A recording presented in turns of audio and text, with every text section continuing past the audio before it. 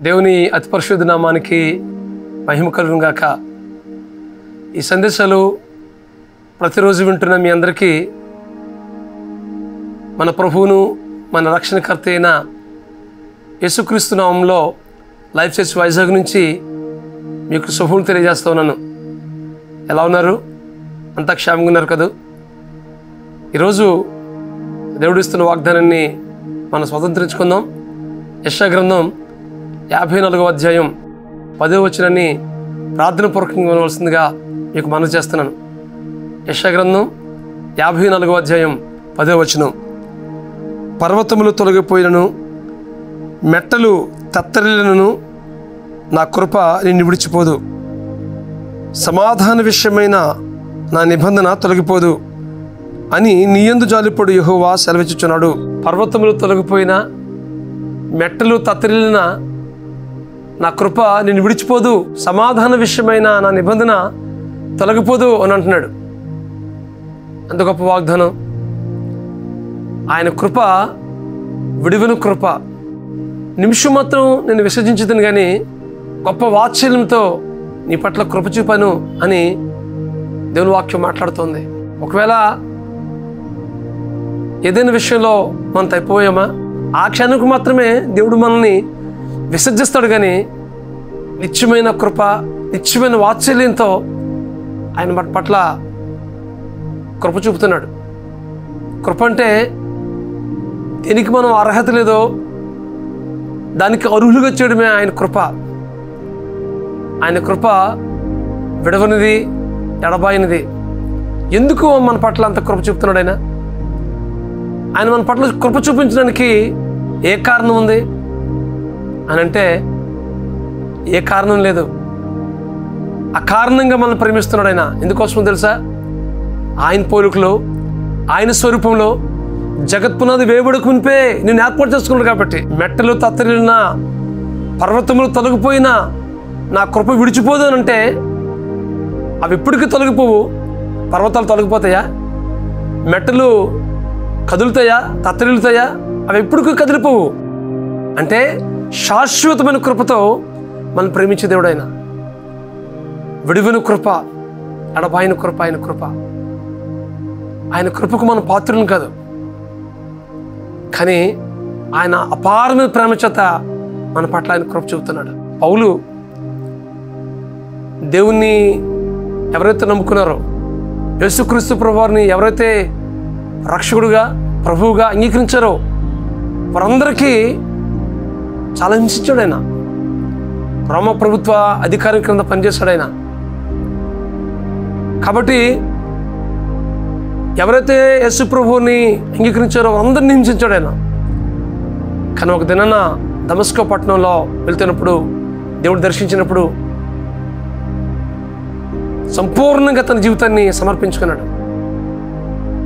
అది మొదలుకొని దేవుని కృప ఎంతో విస్తరింపజేశాడు పౌలు పట్ల. సౌలుగా పిలువబడుతున్న అతన్ని పౌలుగా చేశాడు. తద్వారా దేవుడు పరిచయంలో గొప్పగా వాడుకున్నాడు పౌలుని. ఒక దినాన పౌలు కూడా ఎన్నో సమస్యలు వచ్చాయి. ఒక దినాన కాదు, చాలా సందర్భాల్లో, చాలా సంఘటనలు తన జీవితంలో ఎదురయ్యాయి. ఆ సమస్యలు గుండా ప్రయాణం చేస్తున్నప్పుడు దేని మీద సంపూర్ణంగా అనుకున్నాడు. ఆయన కృప మాత్రం తొలగిపోలేదు. బాధల్లో, సమస్యల్లో, బలహీనతల్లో దేవుని కృప ఆయన ఆవరించింది. తద్వారా దేవుడు బలంగా వాడుకున్నాడు.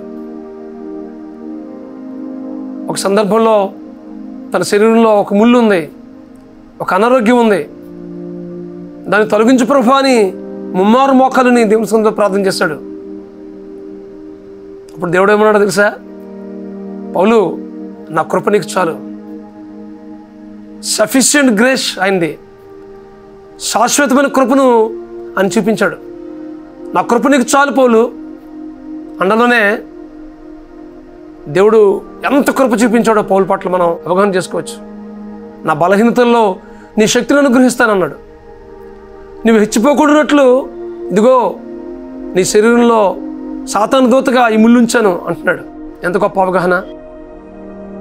ఆయన కృప విడివిన కృప, ఎడబాయిన కృప. మన జీవితంలో కూడా ఆయన కృప చూపుతున్నాడు. నా కృప నిన్ను విడిచిపోదు. శాశ్వతమైన కృపతో ఆయన ప్రేమిస్తున్నాడు. ఎందుకోసం తెలుసా? నువ్వు రక్షించబడాలని, నువ్వు సంతోషంగా ఉండాలని, నువ్వు సమాధానంగా ఉండాలని, నీ జీవితంలో ఆనందంగా బ్రతకాలని కృప వెంబడి కృపను ఆయన అనుగ్రహిస్తున్నాడు. కొన్నిసార్లు కృప నుంచి తొలగిపోతున్నాం మనం. అలా తొలగిపోతున్నప్పుడు ఆయన కృప వెంటాడుతుంది. ఆయన మాట వినలేనప్పుడు, ఆయనకు అవిధేయత చూపిస్తున్నప్పుడు, ఆయన మీద తిరుగుబాటు చేస్తున్నప్పుడు, మెడవంచని పరిస్థితులు గుండా మనం ప్రయాణం చేస్తున్నప్పుడు ఆ కుమారుడు మారుతాడేమోని ఆయన కృప నిన్ను వెంటాడుతుంది. అయితే ఆయన కృప వెంటాడుతున్నప్పుడు ఆ కృపకు పాత్రుడిగా జీవించడానికి నువ్వు ఇష్టపడుతున్నావా?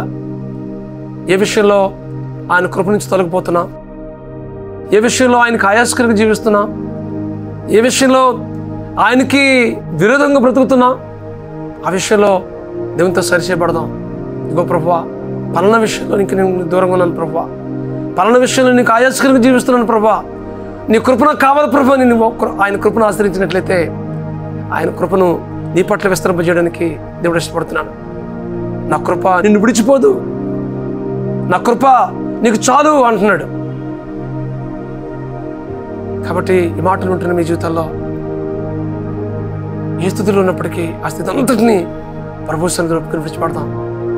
ఇంకో ప్రభు, పలానా విషయంలో నేను సమాధాన పడుతున్నాను ప్రభుని నువ్వు సమాధాన పడినట్లయితే ఆయన కృపను, ఆయన ప్రేమను, ఆయన వాత్సల్యతను నీ పట్ల చూపించడానికి ఇష్టపడుతున్నాడు.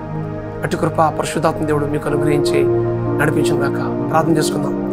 బ్రహ్మస్వరూపుడా, మహాకృప మా తండ్రి, నా కృప నిన్ను విడిచిపోదు అని ఇదేనా వాగ్దానం చేస్తావు ప్రభు. పర్వతంలో తొలగిపోయినా, మెట్టలు తత్తరిల్లినా నా కృప నిన్ను విడిచిపోదు. సమాధాన విషయమైన నా నిబంధన తొలగిపోదు అని ఇదేనా మాతో మాట్లాడదు ప్రభు. ఏ నిబంధన అయితే మాతో చేసుకున్నావు ప్రభు, ఆ నిబంధన నుంచి తొలగిపోయే దేవుడు కాదు ప్రభు. కొన్నిసార్లు మేమే ప్రభు ఆ నిబంధన నుంచి తొలగిపోతానేమో, ఆ స్థితి నుంచి మరలా మీ సన్నిధికి వచ్చి ప్రభు మీ కృపకు పాత్రలుగా బ్రతుకుతూ మా జీవిత కాలమంతా ప్రభు మీ కృపకు, మీ ప్రేమకు, మీ వాత్సల్యతకు మీ బద్దులుగా జీవించి తద్వారా మా జీవితం ద్వారా మీరు మహిమ పొందమని మా ప్రభువును, మీ ప్రియకుమారుడును, మా రక్షకుడునైనా యేసుక్రీస్తు నామములో అడిగి వేడుకుంటున్నాం తండ్రి. ఆమేన్, ఆమేన్, ఆమేన్. పర్వతంలో తొలగిపోయినా, మెట్టలు తత్తరిల్లినా విడివని కృపతో నిన్ను నడిపించును గాక. Amen. God bless you friends. Have a wonderful day.